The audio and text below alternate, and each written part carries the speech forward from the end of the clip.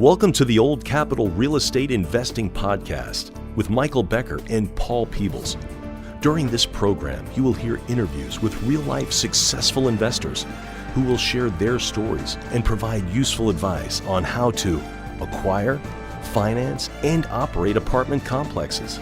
Now, here they are, Michael Becker and Paul Peebles.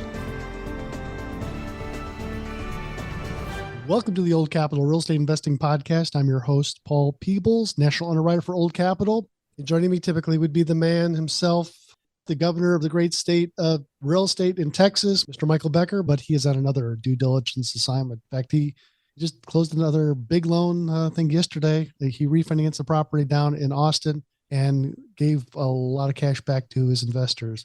So congratulations to Michael and the group over at SPI. So in the podcast today, we have our favorite, the professor himself, Mr. James Eng. James, how are you? Good. Thanks for having me, Paul.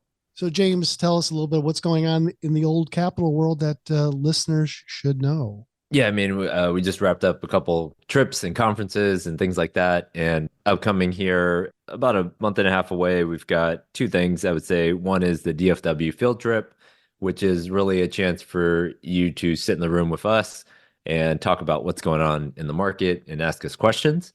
And then the second day of that event, we get on a bus and you go see some deals live. So deals that we finance, deals that maybe are on the market, and just get to pick our brain. So that's April 17th and 18th. And so put that on your calendar, and you can register for that event at oldcapitalpodcast.com. And then the second event, which is our charity event that we do once a year, we've done basketball, we've done bowling. This year, we are taking the trend of pickleball and hoping no injuries this year. And that is April 25th. So that's Thursday, April 25th at night here in Dallas. If people want to get more information about trying to join us playing pickleball or on the DFW multifamily field trip, what's the best way for them to do that? So yeah, just go to oldcapitalpodcast.com. Right there, we'll have two links to the two events, and you can get all the details there about whether you want to sponsor or register a team or any of that right there. Always a good time. Thank you, James. We appreciate all the help that you give. All right, today is a special time because it's a little coaching and counseling with Paul and James. Today, we are teaching you about an important part of the sales process, the buyer/seller call. Yes, in apartment sales and larger transactions, the seller interviews the buyers. The seller wants to make sure that they understand who the buyer is, where they are getting their equity, how the transaction is going to be financed, what expenses did they use to get into their NOI, what happens if rates move after the sales contract is signed. Are you still a buyer? Have all the decision makers seen the property? What did you use for property taxes or insurance? So I wanted to give you an idea on what the conversation could be about and what you should prepare for. So let's chat about the call. So James, in the single family sales process, does the seller typically interview a buyer? I haven't seen it. I mean, in the craziness of COVID, maybe, right? Maybe people, when there was 50 bids, they would write a letter and say, I'm going to name my first son after you. But typically, no, you just submit the offer. They look at the price. They look at maybe some earnest money, and that's about it. Our friend of the podcast, JC Castillo, a few years ago in the Bay Area of Northern California, was looking for a new home. He found one on a beautiful street, an old classic house built up in the Bay Area, tall and majestic trees on that street, great school system. It had all the bells and whistles that you'd want to have. In that super competitive market that James was talking about, he knew that the selling family loved dogs. They loved their family dog that was with them for many, many years that had just passed away recently. And because JC wanted to stand out from the other offers, he and his lovely wife hand wrote a letter, just like what James is talking about, and spoke about their dog. Their dog was a member of their family. Their dog was their child. He told the seller that the dog loved their neighborhood, needed a new home to grow, and the dog felt safe in a family home just like theirs. Again, this was a story about a dog and the heartstrings that would be pulled by the seller in the right direction if everything was equal. All the prices offers were all equal in that super competitive market. So JC transferred the conversation from the highest price to emotion. Their dog wanted to live at the seller's home, of course, with his owners, JC and Carmen. As you can imagine, they also included a picture of their dog with the offer letter. You know where this story is going, obviously, James. JC and his lovely wife were chosen to buy the home with Daisy, the dog. Daisy got a brand new place to live, a great story, and a happy ending. So it's not always about the numbers. Now let's get back to our conversation between apartment buyers and apartment sellers. And when does that conversation happen? What is the process? Who's on the call? What is talked about? What should you say? What should you not say? How many people should be on that call? So today we visit with one of Dallas's top brokers, Mr. Jakob Andersen with Newmark. Jakob, thanks for being on the podcast. Good morning, guys, and thank you for having me. Jakob, I want to go through a case study on a buyer/seller call. I want to go through the order of events on the sales process. And Jakob, let's just make up a name of a property that Newmark listed. So give me a name of, just make something up for me, so I have some place to go, and I'm going to write that down so I don't forget about it. Give me a name of a property. We'll call it Sunshine. Sunshine Apartments. All right. And how many units does Sunshine have, and how old is the property? This one is 200 units even, and it is built in 1985. 1985. Again, what's the whisper number on the potential transaction that the seller would accept? And again, well, just you and I are having this conversation. Exactly. Let's make it even, $100K per door. So that comes out to 20 million. Okay. I'm going to write that down, $20 million. And at this period of time, I'm going to bring James, the Grand Inquisitor, in to start asking questions. Yeah. The process really starts when, Jakob might sit down with the seller and sort of go through a BOV process and say, look, we might be at 19, we might be at 20, we might be at 21. Just give them sort of a range of what's out there. And, if the seller's like, okay, that sounds good, Jakob, that works for me. We've owned the deal for 5 years. Now it's time to go out and sell this property. And so Jakob, once someone signs a listing agreement, maybe talk about what happens from your side of the table at that point. Absolutely. So our job is to think through the scenarios of where this can sell. And that's why we're talking about the future. So we're giving a range, and it's not always all up to us what's going to happen. We have seen the recent 12, 18 months, a lot of movement in the financial markets, and that dictates the buying power for a lot of people and where they can find equity. So we talk about timing, what is a good time to come to market and whatnot. When we have come to terms, we will set up the schedule, and typically we will send out a coming soon, followed by us creating the offering memorandum, and that will go out a week or two after the first notification. And then typically we will have it open for tours for about 4 weeks. So everyone's got a chance to come and see the asset. At that point, we will have an offer date, and we'll set that in with the seller. So we are ensuring that we can actually respond to these. It's not a great help if the seller is out of the country and can't respond to these. So it's important that we plan that correctly, and we don't do it on a Sunday. When that is set, we will typically get offers in, and depending on the deal, it can be 5, it can be 10, it can be 40, it can be 50. Our property we're discussing right now, something like that, in this market here, we can get anywhere from 20 to 40 offers on it. Okay, so from the buyer's perspective, they get an email from Jakob or get a call from Jakob, and they get the coming soon that might have the T12 and rent roll. And then the OM comes out that might have the pictures and a little bit of the pro forma in there. But from the buyer's perspective, you're really looking at it, okay, is this an area that I like, a submarket that I like? Is it in the market that I want to be in? And then does the size work, right? So if you Correct. As a buyer are not financially capable of buying a $20 million deal right now, then you really just put this OM in the garbage and it doesn't matter, right? But for 200 units, that works for a lot of syndicators out there. And so you might size the deal up. You might get a loan quote from Old Capital. You might go and drive the property first and just get a feel for the area.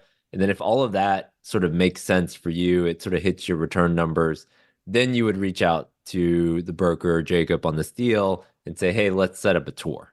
That's And correct. yeah, at that point, give us a snapshot. I think my kids call this just like a time lapse of in 30 seconds, what happens on that tour? Because a lot of people, we meet a lot of people and I'm like, have you even toured a deal? Like one deal? And they're like, no. And I'm like, Correct. there's no way you're ever going to buy a deal if you never get Yeah. out and see the property. So talk about that property tour. Absolutely. And to your point, James, here, you don't know what you don't know. And it is important that you come out and see these deals and not just looking at it on a spreadsheet. So typically we'll meet at the office. We will say hi to the staff. And now the staff will take us around and show the common area amenities, pool, a clubhouse, if there's a gym. And then we'll kind of walk the grounds. Depending on the property, if they have done some upgrades, we try to see an upgraded unit. And if they also have classic units, we would like to see that. So people get a feel for how these units actually are looking. And our job is to have a fair representation since we can't walk all the units that day. So we try to hit 1, 2, maybe 3 units that gives a good representation of that property.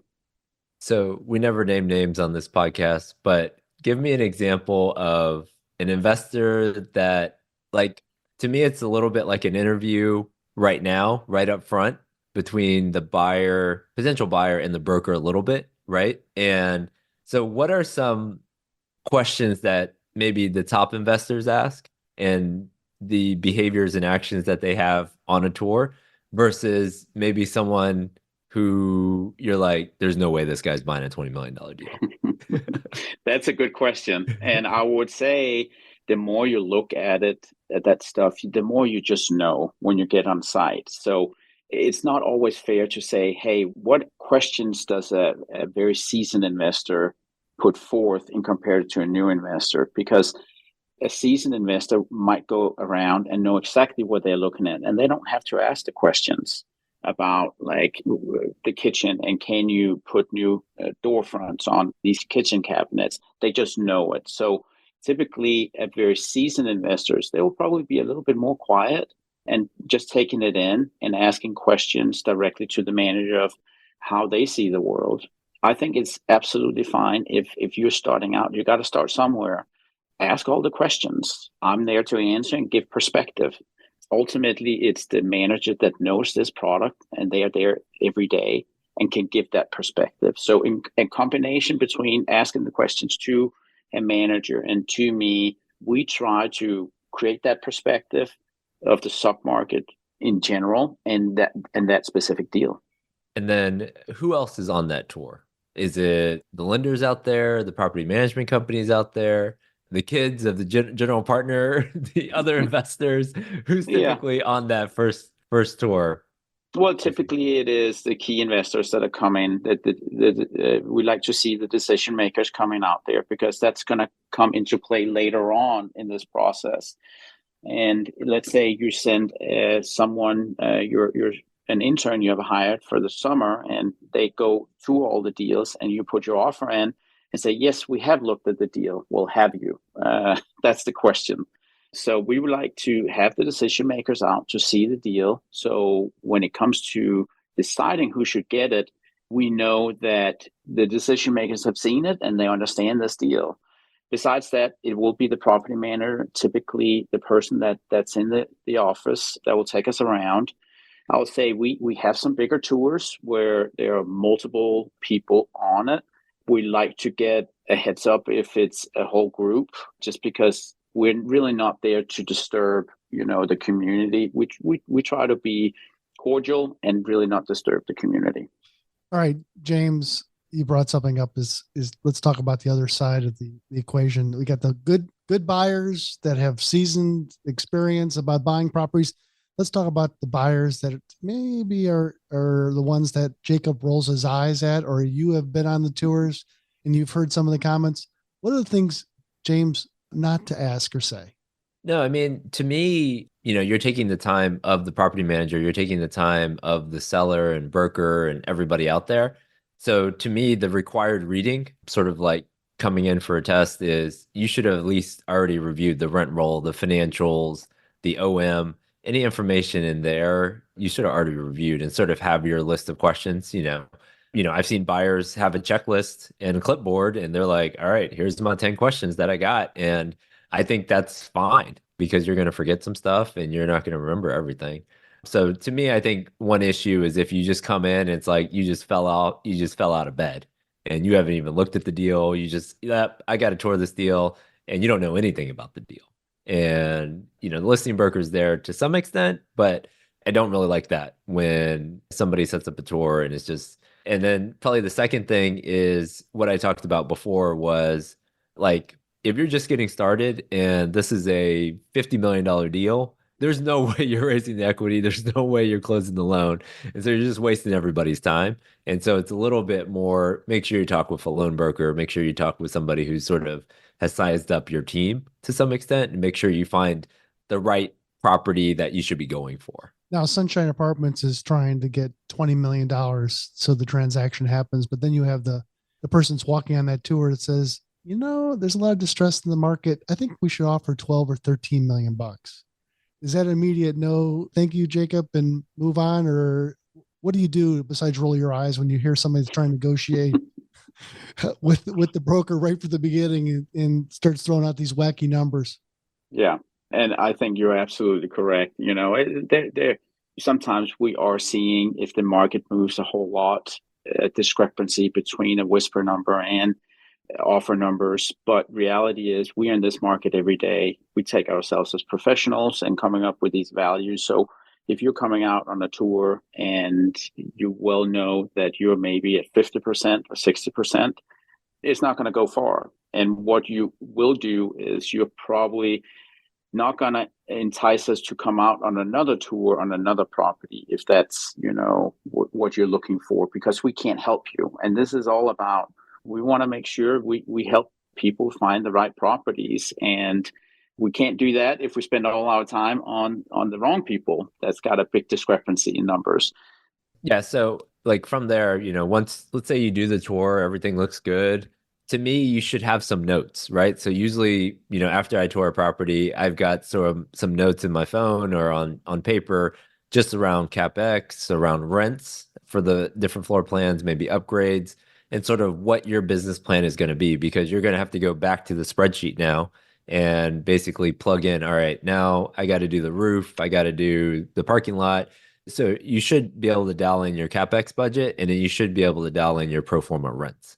And then from there, to me, you might have a couple weeks, you might talk to your property management company and say, all right, let's dial in the budget here for year one, and then put that into your model. And then when it's time for call for offers, which, you'll get an email about call for offers, then that's when you're preparing what we call an LOI, or letter of intent, at that point.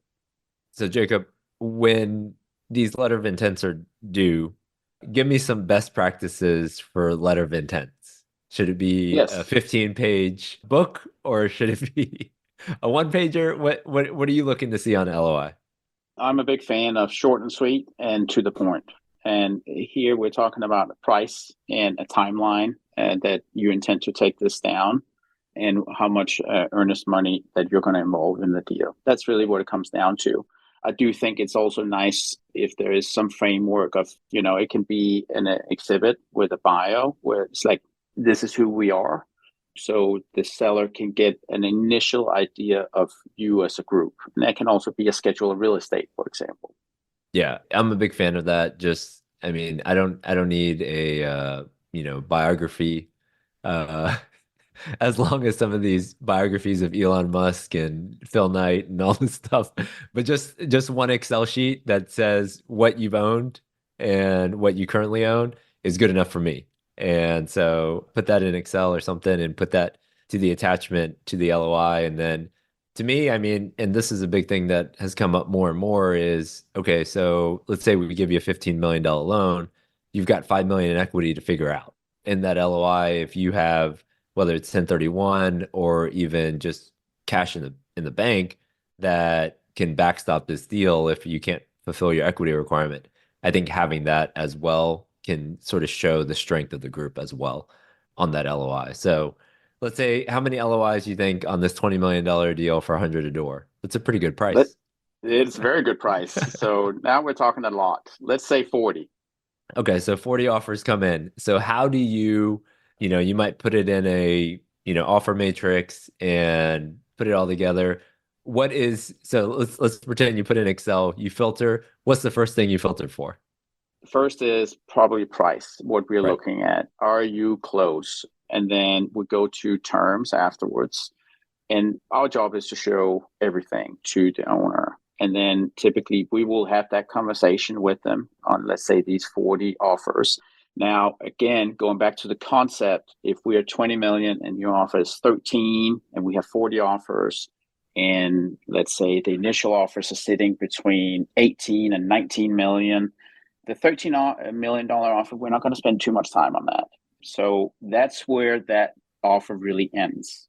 Okay. And then, so let's say there's 10 guys that are between 18 and 19 million and, reasonable terms, maybe, 1% earnest money, 60-day close, plus maybe 130-day extension, sort of standard terms. What happens now? So you talk to the seller that they've already given, they're like, okay, well, Jakob, you told me 20 million. So let's go back to all these guys. Correct. Yeah. And this is where the work really comes in. One thing is to collect initial offers.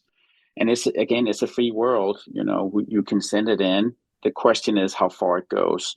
Our job for typically the following week where we're asking for the final offers, we will send a questionnaire out and start to ask some of these critical questions. How did you underwrite the deal? What type of debt are you planning to use? Can you assume loan if that's the situation? So we ask all those questions. We're trying to do the best due diligence we can on each group. And that's where it comes in. We can't do that in 40 groups. So we try to have a healthy balance of honing in on the right groups and still have some choices. So the investor questionnaire that Jakob is referencing, again, that comes from Jakob and his group to the potential buyers. And again, now this is the letter almost of the dog letter that you want to talk a little bit about, but not really. But you're trying to clarify to the seller about exactly, just like, have you made any offers on any other properties? Is everybody who's in the decision tree, have they been to the property? Have they walked the property? Have you discussed where the equity is coming from? I mean, is the equity partner the one who has all the money, or the few that have all the money? Have they visited the property? Is that person closed other transactions with you? How much money are you going to have earnest money into the deal? Again, where's that coming from? Who's going to put that money in? And then some of the things that you don't think about, but let's say the deal gets under contract and all of a sudden there's current volatility in the debt markets. Can you still close the deal at the price under contract if interest rates increase by different increments? Goes up by 10 basis points, goes up by a quarter basis, 25 basis points, goes up by 50 or 75. Can you still do this? Where do you find the hurt? And so then also too, they may ask questions about if this is a Fannie Mae loan or a Freddie Mac loan. Do you have a history of getting a Fannie Mae or Freddie Mac loan? Can you file an application, a loan application, once you get under contract? Is it 3 days, 5 days? When are we going to get you to be fully committed? Not only you put earnest money into the deal, but when do you start spending additional money for third-party reports? So there's a number of things in the questionnaire. It's the questionnaire that a lot of these groups has, they're almost single spaced, and there's 2 or 3, 4 pages that you've got to answer and be on top of your game so that the seller gets a sense of comfort that you actually can close this deal. So James, I'm going to throw it back to you. Yeah. So a lot of buyers, they'll reach out maybe before even they tour a deal, or even once they get into best and final, they'll reach out to us and say, yeah, I'm in best and final. Here's the questionnaire. We might have the buyer fill it out, sort of first draft. They'll maybe send it over to us. We'll review it and maybe talk through it, because the next step really is, okay, best and final might be due a week after the initial LOIs. They send in the best and final now with this letter. and all the details around their team, their debt, the equity.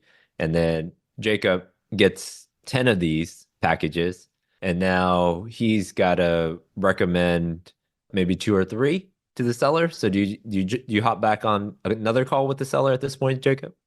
Yeah, that's where each process is a little different. There are people that are saying, or owners that are saying they're leaning on us and saying, okay, well, we have the offers in now, and we're just going to pick one. In this type of market, what we are seeing is the owners, and we will typically offer it up to them and saying only one can buy it, but this is a big decision. So let's get them on the phone with their teams. So it's not just me sitting and talking about them, but you get a chance to hear straight from them what they can and cannot do and how they understand this property.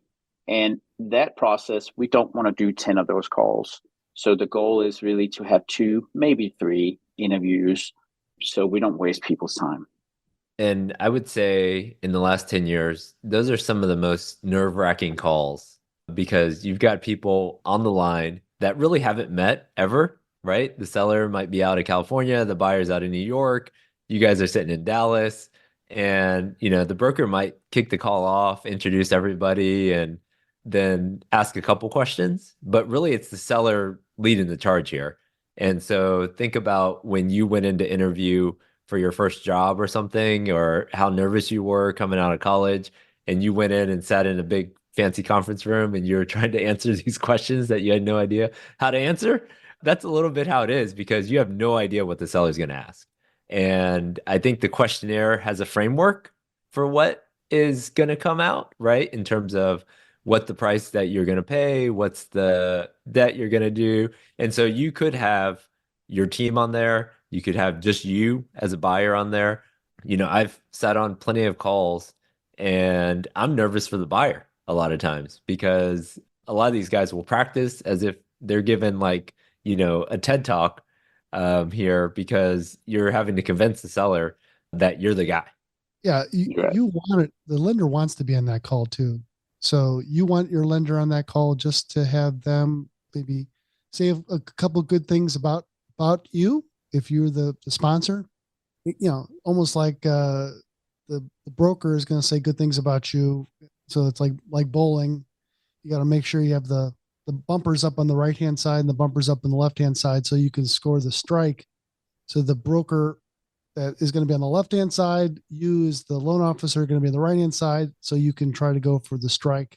Because if you say something stupid, you want to have the loan officer say, rephrase it and ask that question again, or have the broker help you move along to try to go to what you really meant. Because a lot of people, right, James, they don't know what to say. But one of the things that I've learned is don't have 10 people on your team on that call. Have 1 or 2. That's it. Yeah, dictate who's going to be on that call. Jacob, you've been probably on more of these calls, so maybe share some insight into what you've seen, good and bad. Yeah. So you're absolutely correct. You need to understand for why this call is occurring. And typically it's not a forum where you're talking about specific price on your offer or whatnot, but it's a chance for both parties to get to know each other. And the framework is really the questionnaire. And that's the rotating point. When we talk about who should be on, I think people that's got something to offer on the call should be on the call. If you're just there's no point. Either you're the decision maker, the one that's actually writing a check for the earnest money and going to make all the decisions on the deal, or you are the lender that's going to process the loan.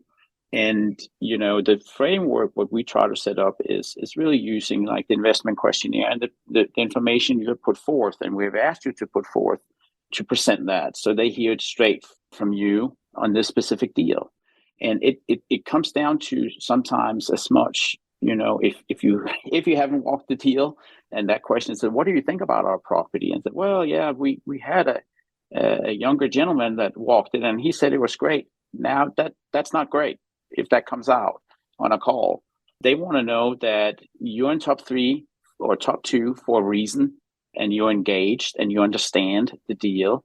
And this is not just for for the good things. So typically what we try to walk through is the underwriting and saying, okay, this is, in this instance, Sunshine is 200 units, 1985. Let's say it had original roofs and they are not great. We might ask, so what do you have in your CapEx budget? And at that point, it is important you speak to it and say, we have actually budgeted in. We looked at your roof. We love your property, but the roofs are not great. And we are planning to replace them. And that's something that I think some people are thinking we shouldn't say anything bad about the property, but it's extremely important that you do have a CapEx budget that works for the future. And if you don't talk about that, the question becomes, how much do you really know? When is that going to come up in the process? I mean, to me, you're trying to get a feel for the seller and give them a taste that, number one, you know what you're doing in this in the multifamily space. Like, you've done this before. This is not your first rodeo. So if this is your first rodeo, you need to have someone else on the call that this is not, and they've gone through this process. And so I think confidence is number one, but then having the broker back you up and your lender back you up is a huge vote of confidence, because this market and the players in this market are pretty small. It's a small group of people. And so they're able to talk the same language. Whereas you as a buyer, sometimes you might do one of these calls a year. Jacob's doing 2 or 3 a month. We're doing a couple a month. And so we're just more familiar on what people want to hear to some extent. Also, too, Jacob, this is typically not a one-way street that the seller asks the buyer all the questions. What are some of the questions that the buyers should ask too? One of the things we recently had the buyer ask was, is the seller going to sell this property and get into an exchange? How flexible do we have to be as a buyer to honor your exchange? What are some of the other questions that maybe some of the buyers that are engaged, what should they be asking too? Sure. Yeah. Now you took the obvious away here. I would have said exactly that. Some of the other things is, we're talking about what's going to occur here in short order, and a deal. If you are the one that's being picked and awarded the deal, now we go to a contract. What should we expect from seller side in producing the contract? Should we are we looking at a contract right now or in 48 hours? When we get on site, can we bring, all our vendors up front to take care of the unit walks and whatnot? So I think some of those questions, it shows that you have actually thought through the next steps here and how to take the deal down, doing due diligence. And I think that's very fair to ask a seller, and it grows their confidence of you taking the deal down. Again, James, tell me a horror story that you've been on a call that either Jacob or the broker rolls their eyes or you roll their eyes and you just can't recover from that in that call. Well, I would say most of our buyers, we have prepared them extensively. So I would say that from our side, I haven't been on a call where I'm representing the buyer, but I would say, especially buyers, if you're buying a $5 million deal, this is probably not going to happen. The broker is going to choose their horse and choose their buyer and move on. And the seller is going to move on. That's not going to happen. But I would say probably 15 million and up is probably a good, maybe 20 million and up in terms of size. They're going to start having these buyer interview calls. And I mean, going back to what I said earlier, this world is small, right? And like, you do not want to be, pardon my friends, you don't want to be a dick on this call. And, next month, all of a sudden, you're on the other side of the transaction, right? And so we've had some calls where sellers are asking all these questions when it doesn't even matter, right? And, they're asking about pricing, they're asking about hard money, they're asking about all these things that really sort of already been vetted up front to some extent, because at some point you're going to sell a deal and you're going to be the seller, and next month you're going to be a buyer in this market. And so I think that's what I would take away is, if it's not this deal, if you come across well as a buyer, this person probably has other deals to sell too. And so this is sort of a two-way street where you're trying to get to know the seller, getting to know what they want, what their objectives are, and it might lead to relationship further down the road on another deal. Yeah. So yeah, just 100%. I mean, if you're a good dude or good dudette, the seller's going to want to do more business with you if you can perform. So let's say the conference call happens. They're on there for about 20 or 25 minutes. Everyone's had their chance to talk through every group that wants to buy the property. And now, Jacob, what happens after the calls are done? Walk us through going forward. Yeah, so we will typically sit down and have a separate call with the owners and go through the notes we have taken on these calls and hear them out, and typically have a pretty open discussion of the pros and the cons in each situation. And at that time, typically we come up with a group that looks the best. And again, here this becomes more of a dialogue instead of us just saying, "Hey, this is the LOI you should take. Trust me on it."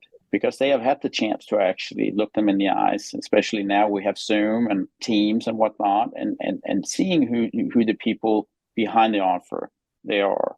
So that's ultimately their decision, who they want to go with. We can advise, and we will, and then we pick a group. So we started off maybe on this journey with Sunshine Apartments, the 200 unit, $100,000 a door, $20 million property. There was, again, we're making this up. There was 260 non-disclosure agreements that were signed through the internet to get the trailing 12, the OM, the rent roll, everything that's associated with the property. And let's say that there was 40 or 41, 42 individual tours of the property. Then there was 40 letters of intent that came in from the buyers. And that could be, some of the people that were toured the property, and that could be some of the knuckleheads that had never seen the property, that are just putting a fishing line in the water and kind of seeing if there's a distress asset out there. And they're the ones that are trying to buy this $20 million property for 12 or 13 million bucks. Those are totally discounted. And they bring it down to maybe 8 for the best and final. And then they go to maybe the best/best and final. They bring it down to 3, and those 3 people get to be on a call with the seller.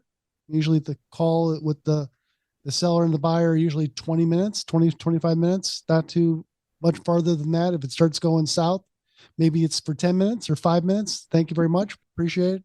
And then we bring it down to the one buyer that is chosen. Is that kind of a fair representation, Jacob, of how that process works? Let's say in today's market? You are spot on, Paul. Okay. James, now you won the deal. What's going on? Yeah, now you're off to the races. And, as the buyer, you're setting up your due diligence team, you're setting up your site inspections, you're getting your third-party vendors out there to do the due diligence, you're starting your loan application. And, the goal is to close 60 days from now on a lot of these deals. And so not only do you have to line up your debt, you got to line up your equity. And so on the debt side, a majority of these deals right now are going Fannie and Freddie if they can, just because rates are around 6% right now, whereas bridge, you might be 8 to 9%. And so if you can, most people are doing Fannie and Freddie. And then, that process takes about 45 days. And so you pretty much, once you sign the PSA, send the money to the title company in terms of earnest money, you're off to the races to start going. And you've got it's almost like now you have 20 balls in the air. And Jacob, we didn't talk about this, but you have 3 calls that you have to make after that initial interview. 2, sorry, you didn't make this deal, but the other one, they get that call and you're off now. So all of a sudden you were going to go on spring break. Now you're not going on spring break because for the next 60 days, you're on the hook to start going. And, I think that is the piece that a lot of people started last year. And in Dallas, I mean, I don't know how many deals were listed, but let's say 200 deals were listed. 100 made it to the finish line. So they died on the track, could not make it to the finish line on some of these deals. So Jacob, maybe talk about some of the things you've seen in the last 6-12 months on deals that maybe started and just didn't make it to the finish line. Sure. We have seen that. And some of it has been where buyers on the sales side have come out and been shocked about. They thought, because evaluations were still higher 2 years ago, they still thought, well, there's a chance we can get back and beat kind of the BOV. And then suddenly they're saying, hey, yeah, we don't want to move forward. That can be a scenario when we're looking at deals that were listed and now they didn't sell. Jacob, you're on that piece, you're saying Yeah. maybe you told them 20 million, but then maybe the offers come in at 17 to 18, Yeah. and that's where you're able to get it. That's the Yeah. top offer, and Correct. they're 10% Yeah. off or 15% Yeah. off of that Yeah. whisper. Okay. All right. So the seller And might just say, no, we're good. It's three bad calls at that point we can't do because it. yeah, we Yes. can't do it. Okay. Correct. All right. So that might be one. Correct. Okay. Yeah. The other part where we saw deals die in the tracks is the financial markets, the debt markets. We had so much rapid movement, mainly for the worse, where we would have interest rates just going up so quickly that the capital plan in place, you could throw it out the window. And that's what the main reason we saw people, they could not raise the money now because their loan to value would fall to maybe 50%, maybe even lower. So they just could not do the deal with what the market is providing. That's the main reason. The reason for we are doing all these hoops, it is for not hearing that suddenly doing due diligence, oops, we forgot about the roof and now we can't do the deal. That is why we take people through these various steps. So yeah, you don't want the excuse or the reason of CapEx, like the things that you can control, right? We can go out and see the property right now. You can have your roofing guy out there. Let's do all That's that correct. stuff before we go live on this PSA. But Yeah. the stuff that, all right, I went under contract in September of last year, 10-year treasury was 4%, and it grows 100 basis points while I'm under contract. That's a material change to my leverage was 65, it goes to 50. Now I've got to raise additional money and my interest rate is higher. That will put pretty much any deal in the mud at that point. And That's correct. And yeah. that's exactly what happened. Are people adjusting their terms on LOI right now because of that volatility, just with everybody's looking at CNBC on every inflation reading and they're learning new terms like PCE out there right now that nobody cared about, 5 years ago.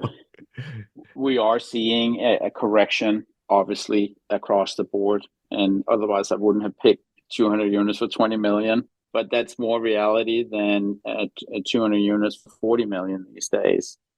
So we are seeing those corrections. And the market, to some degree, it is what it is, for good and for bad, for buying and selling.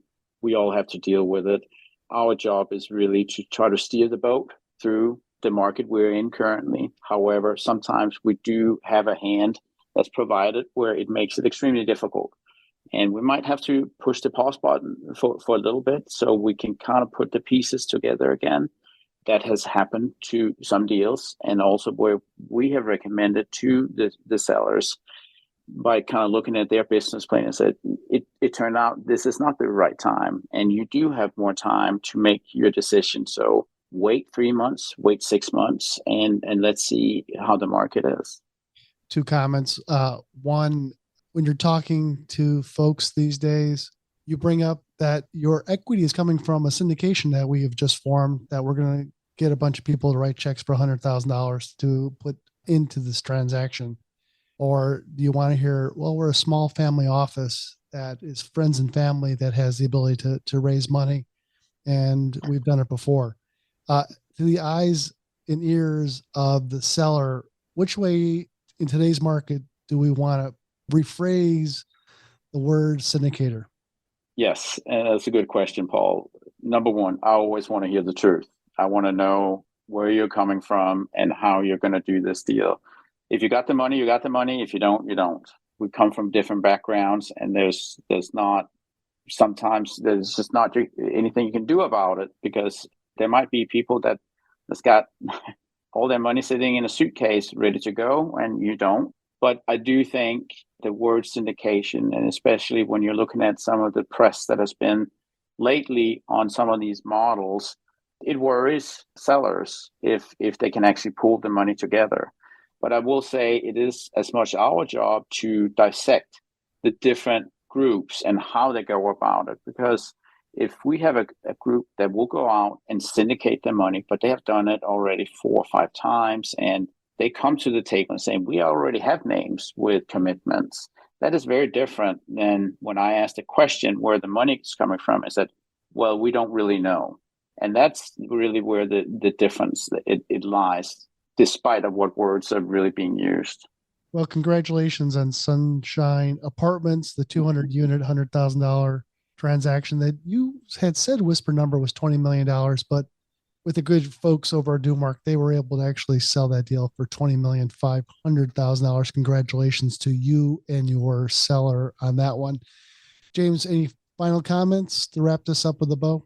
No, I think we've done a detailed job of going through sort of the process. I mean, I guess I would touch on the market here for a little bit, Jacob, just because you're so close to it in terms of a lot of deals have maturities, obviously, this year. And, some people are able to just buy the interest rate cap and kick the can for another year. But what are you seeing from maybe the lender side in their negotiations with some of these maybe guys who can't buy that interest rate cap, or they are feeling a little pressure on the operations side or NOI side, just from your side? Do we have a couple of hours to discuss this? Give me the short version, yes. And then we'll have to buy you a beer and get the longer version at some point. Yes, the market has been fluctuating quite a bit. And when we look at in general here today, where people are sitting, they are tough decisions in comparison to 2 years ago. We are seeing a lot of these maturities coming very quickly from these bridge lenders. It's typically 2-3 years where either you've got to put the rate cap on. And one thing people, they forget is there's typically a test coming up with your lender and saying, hey, how is your property actually performing right now in comparison to how much we gave you of money? And if that doesn't match up, they might come in and say, yes, you need to do your rate cap, but also your property is not doing as well. So you've got to buy down your loan now. And that can be $1 million, $5 million. And if you're not prepared for that, it's tough. So I do think we're going to see more of those situations coming. It's hard because these loans we are talking about is not typically the agency loans that runs from anywhere from 5 to 12 years where you don't really have a lot of the rate cap talks. It is the private lenders, and private lenders, they can go in all sorts of directions. There's not a set plan of how they need to act on these deals. So, time will tell kind of how some of these situations will go, but we encourage people to reach out early and share numbers so we can get an understanding of your property and give you options while you still have time. Yeah, I mean, I think there's going to be it seems like there's always these divergent paths that these deals go on, but especially in the sales market, I think there's going to be deals that are 90, 95% occupied that qualify Fannie Freddie, that the seller is not distressed, and they're going to go to guys just putting agency loans on it, and they are not used to a heavy value add deal. And they're just going to be light value add deals, and those deals will go fine and normal. But there's going to be these handful of deals where it's 60% occupied, and you're going to have to assume the bridge loan, and you're going to get the GP is going to get kicked out, and a new GP is going to come in, and they're going to have to spend $5 million to get this deal up and running. And it's a heavy. It's like the word value add to me, heavy value add is now going to come into play, because a lot of these deals, all the money's been eaten up by the interest rate, and a lot of the money is just not there to keep these properties in good condition. And so you're going to see these heavy value add deals come up, and they're going to go to the experienced guys. And instead of a 1.5x, I hope you're getting a 3x. And so the days of 3x, but from actually growing the NOI, not just cap rate compression, I think will come back. Sounds great. I'm going to have to let everyone go because, Jacob, you've been more than generous with your time. We certainly do appreciate you rolling it out and having people just in their mind have kind of an idea what the sales process is, where the seller and the buyers come together to have a conversation. Again, the seller wants to have that big bear hug, warm feeling that the buyer is able to close on this transaction, and they're the right ones to choose. If there's other options, that buyers call sellers opportunity to ask the questions is kind of the focal point of our discussion today on the Old Capital podcast. Jakob, if somebody wanted to get more information about what you do, what's the best way for them to track you down? Yeah, absolutely. They can go to our website at newmark.com and find our office. They can also email me directly, and that's at jakob.andersen, and that's spelled JAKOB.ANDERSEN at N like Nancy, M like Mary, RK.com. That's great. We appreciate that. Thank you, Jakob, very much. And again, the professor, thank you. I'm Paul Peebles. Have a great day. Thanks for listening to the Old Capital Real Estate Investing Podcast. Please join us at oldcapitalpodcast.com to sign up for our weekly email updates. We'll see you next week for another great interview.